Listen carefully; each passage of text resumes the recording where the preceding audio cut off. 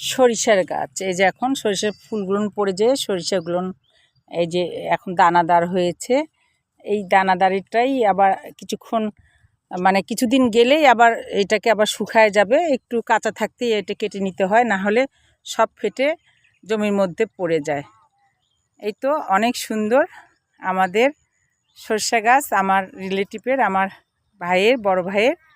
আমি গ্রামে আসছি বেড়াইতে, এই জন্য অনেক সুন্দর সুন্দর ভিউ আপনাদেরকে দেখাচ্ছি। এই সামনেই একটা নদী আছে, কাটাখালী নদী, ওই নদীর কাছে যাব, ওখানে গিয়েও ভিডিও উঠাবো। আর এইটা হলো আমাদের এই যে জব ভুট্টা বলে, সেই ভুট্টার গাছ। এই তো আমরা সবাই ঘুরতে আসছি। এই যে আমার ভাগ্নি, অনেক সুন্দর। এটা আমার মেয়ে, এটা আমার ভাগ্নি, আমরা সবাই আসছি ঘুরতে।